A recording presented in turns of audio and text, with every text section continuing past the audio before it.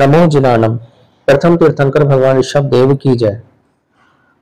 अक्सर व्यक्ति पुण्य काम तो दुनिया की नजरों के सामने करते हैं और पाप काम हमेशा छिप छिप करके कमरों के भीतर करते हैं और ये बोलते हैं कि अगर हम पाप काम करते हैं तो हमें देखने वाला कौन है, बंद कमरे में करते हैं, छिप करके करते हैं। तो ध्यान रखिएगा, कोई देखे या ना देखे, लेकिन तीर्थंकर भगवान, केवल ज्ञानी भगवान और सर्वज्ञ भगवान की नजरों से कुछ भी नहीं छिपा हुआ। सर्वज्ञ भगवान तीनों कालों की और तीनों लोक की समस्त बातों को एक साथ एक समय में जानते और देखते हैं। चलो इसी पर आधारित मैं आपको एक कहानी सुनाता हूं। बहुत समय पहले की बात थी। किसी राज्य में एक राजा राज्य करता था। वह बड़ा ही न्यायप्रिय, प्रजावत्सल, कर्तव्यनिष्ठ आदि गुणों से संपन्न था। उसे ईश्वर पर दृढ़ आस्था थी। वह ईश्वर को साक्षी मानकर के प्रत्येक कार्य करता था। वह सोचता था कि मुझे कोई भी गलत काम नहीं करना चाहिए। अगर मैं कोई भी गलत काम यदि करूंगा तो भले ही जनता ना देखती हो, कोई देखता ना हो, लेकिन सर्वज्ञ भगवान की नजरों से कुछ भी नहीं छिपा, क्योंकि सर्वज्ञ भगवान तीनों लोकों की और तीनों कालों की समस्त बातों को, यानी समस्त द्रव्य और पर्यायों को एक साथ एक समय में जानते और देखते हैं। इसलिए इस भय से कि सर्वज्ञ भगवान प्रति क्षण मुझ पर नजर रखे हुए हैं, इसलिए कभी भी वो अन्याय और अनीति का काम नहीं करता था।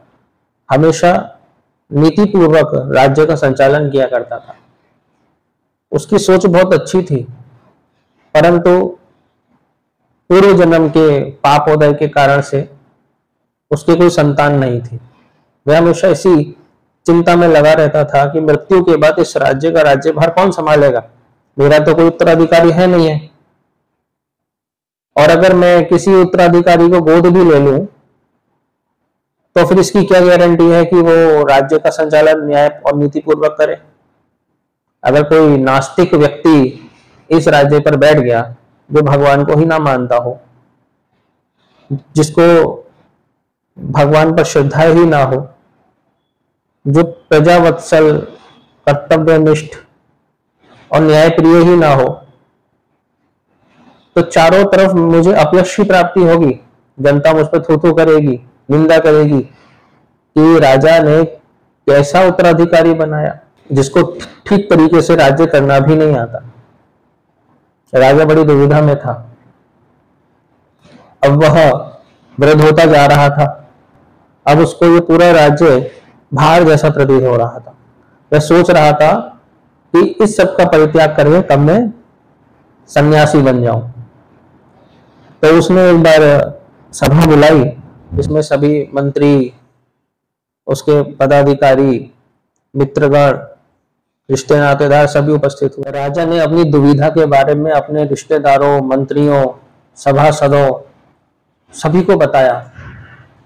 तो सभी ने अपनी अलग अलग सलाह प्रस्तुत की। कोई कहने लगा कि आप मेरे बेटे को उत्तराधिकारी बना दो, तो कोई कहने लगा कि आपका जो ये रिश्तेदार है ये उत्तराधिकारी बनने लायक है, आप इसको राज्य गद्दी पे बैठा दो। तो कोई कहता कि मैं आपका परम मित्र हूं, तो आप मुझे इस राज्य का राज्यभार सौंप दो। तो सब अपनी अपनी कथाएं गाने लगे, सभी अपनी अपनी बीन बजाने लगे। तो राजा ने सभी की बात को सुना और सुनने के बाद बोला, ठीक है, मैं कुछ समय के बाद में निर्णय करूंगा कि कौन इस राज्य का उत्तराधिकारी बनने के लायक है। तो वो सभा समाप्त हो गई, सब अपने अपने घर चले गए। कुछ समय राजा बहुत सोचता रहा। ऐसे सोचते रोज सोचते कई दिन बीत गए। एक बार राजा के मन में उपाय आया कि चलो मैं पूरे राज्य में घोषणा करवा देता हूं कि अगर कोई व्यक्ति इस राज्य का राज्यभार संभालना चाहता है, यदि कोई व्यक्ति इस राज्य पर राज्य करना चाहता है, तो वह अपना नाम 7 दिनों के भीतर भीतर मुझे भेज दे। तो 7 दिनों के अंदर काफी सारे नाम राजा के पास में आए। राजा ने उनमें से चुना और उन चुने हुए नामों में उन व्यक्तियों को राज्यसभा में उपस्थित किया। वो सभी लोग राज्यसभा में आए और राजा ने उनके सामने एक शर्त रखी कि मैं सभी को 1-1 फुट लंबी एक लकड़ी देता हूं और इस लकड़ी को 2 टुकड़े करके लेकर आना है। लेकिन मुख्य बात यह है कि इस लकड़ी को तोड़ना उसी स्थान पर है जहां पर उन्हें कोई ना देखता हो। तो सभी लोग उस लकड़ी को लेकर के तितर बितर हो गए। कोई कमरे में चला गया, कोई जंगलों में चला गया, कोई पर्वतों की कंदराओं में चला गया, कोई तहखाने के अंदर चला गया। सब अलग अलग स्थानों पर चले गए और उस लकड़ी के 2 टुकड़े करके राजा के पास लेकर के आए। सभी ने दिखाया, देखिए राजन, हमने ये लकड़ी के 2 टुकड़े कर दिए हैं। बहुत सारे लोगों ने लकड़ी के 2 टुकड़े कर दिए थे और सभी राजा के समक्ष उपस्थित थे। कहने लगे, अब आप घोषणा कर दीजिए कि कौन इस राज्य का उत्तराधिकारी बनेगा, आपके बाद में कौन इस राज्य का राजा बनेगा। तो राजा बोला कि इन सभी व्यक्तियों में अभी एक व्यक्ति नहीं आया है, शाम का समय बीत गया है और अभी तक वो व्यक्ति नहीं आया। तो सभी लोग बोले कि महाराज, पता नहीं वो आएगा नहीं आएगा, देरी हो रही है, आप जल्दी से उत्तराधिकारी की घोषणा कर दो। राजा बोला, पहले उस व्यक्ति को आ जाने दो, उसके आने के बाद ही हम कोई निर्णय लेंगे। सभी के बीच में चर्चा चली रही थी, तभी वो व्यक्ति वापस लौटा और उसने राजा को वह लकड़ी दी। तो राजा ने देखा उस व्यक्ति ने तो वो लकड़ी तोड़ी ही नहीं, वह लकड़ी तो ज्यों की त्यों थी। तो राजा ने कहा कि तुमने लकड़ी के 2 टुकड़े नहीं किए। ये देख करके सभी लोगों को बड़ा आश्चर्य हुआ और सभी लोग बड़ी जोर से हंसने लगे और उसका मजाक बनाने लगे, क्या तुझसे वो लकड़ी तोड़ी भी नहीं गई? तो राजा ने उस पर कहा कि ये तुमने क्यों लकड़ी नहीं तोड़ी, किस कारण से नहीं तोड़ी तुमने लकड़ी? जब तुम ये लकड़ी को नहीं तोड़ सकते तो तुम खाक में भी राज्य का संचालन करोगे। तो इसके बाद में वह व्यक्ति बोला, राजन, लकड़ी तोड़ना तो बहुत आसान था, लकड़ी तो मैं तोड़ भी सकता था, लेकिन आपने एक शर्त यह भी रखी थी कि लकड़ी को उसी स्थान पे तोड़ना है जहां पर तुम्हें लकड़ी तोड़ते हुए कोई ना देखे। मैं गांव गया, पहाड़ पे गया, पहाड़ की गुफाओं में गया, कंदराओं में गया, एकांत स्थान पे गया, जंगल में गया, कमरे में गया, बहेरे में गया, सब जगह गया, लेकिन मुझे कहीं पर भी एकांत स्थान नहीं मिला। भले ही मुझे कोई पशु या कोई व्यक्ति ना देख रहा हो, लेकिन मैं स्वयं तो उस लकड़ी को तोड़ते हुए देख रहा हूं। और दूसरी बात, सर्वज्ञ भगवान की नजरों से तो कुछ भी नहीं छिपा। भगवान तो देख रहे हैं ना कि मैं उस लकड़ी को तोड़ने वाला हूं। तो जब भगवान मेरे पे नजर रखे हुए हैं और मैं स्वयं देख रहा हूं उस लकड़ी को तोड़ते हुए, तो फिर मैं उस लकड़ी को कैसे तोड़ सकता था? तो मैं उस लकड़ी को नहीं तोड़ सकता था, इसलिए मैं आपके पास वापस ज्यों की त्यों ये लकड़ी लेकर के आ गया। राजा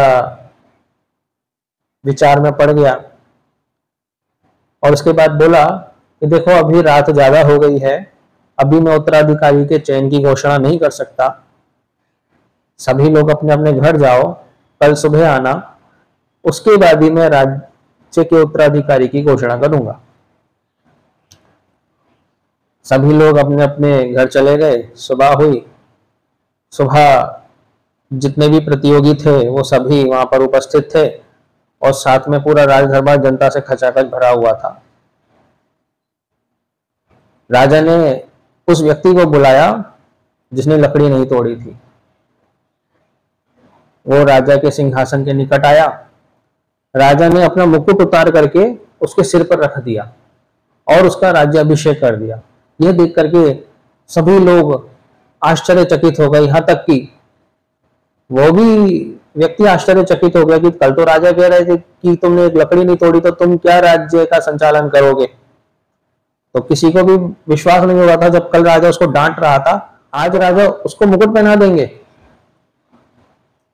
तब उस व्यक्ति ने हाथ जोड़ करके विनम्रता पूर्वक राजा से पूछा कि राजन, आप मुझे बताइए तो सही कि मैं राज्य का उत्तराधिकारी बनने के किस प्रकार से योग्य हूं। तो राजा बोले, देखो, तुमने बहुत सही बात कही कल कि लकड़ी तोड़ते हुए भले ही कोई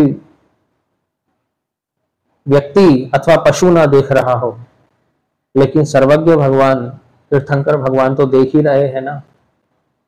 अगर तुम इस राज्य के लिए अगर कोई भी गलत काम करोगे तो तुम्हें इस बात का भान अवश्य रहेगा कि मुझे देखने वाला अगर कोई है तो सर्वज्ञ भगवान है, इसलिए तुम कभी भी राज्य के लिए गलत काम नहीं करोगे, हमेशा न्याय और नीति पूर्वक संचालन करोगे, प्रजा की भलाई के लिए काम करोगे। जबकि इन लोगों का कोई भरोसा नहीं,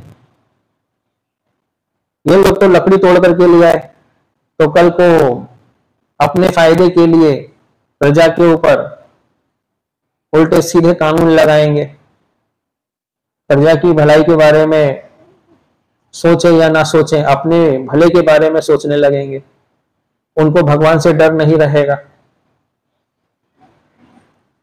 जो ये समझ सकता है कि मैं गलत काम कहीं पर भी करूं, मुझे देखने वाला अगर कोई है तो केवल ज्ञानी भगवान है, सर्वज्ञ भगवान है, तीर्थंकर भगवान है। अगर जिसके मन में ये बात दृढ़ हो गई तो वो कभी भी गलत कार्य नहीं करेगा। राजा के इस निर्णय से सारी जनता बड़ी प्रसन्न हो गई। सभी ने करतल ध्वनि से राजा का स्वागत किया, सभी ने राजा को साधुवाद किया और राजा के निर्णय की प्रशंसा की। तो इस कहानी से हमें यही शिक्षा मिलती है कि गलत कार्य करने से पहले हमें यह जरूर सोच लेना चाहिए कि कोई देखे या ना देखे, सर्वज्ञ भगवान की नजरों से कुछ भी नहीं छिपा है। जिन आगम के विरुद्ध मैंने कुछ अशब्द कहा उसके लिए मिच्छा दुक्कडम। जय जिनेंद्र। और नीचे जो वो सब्सक्राइब का बटन है ना, उसको हिट करो, जल्दी से करो सब्सक्राइब।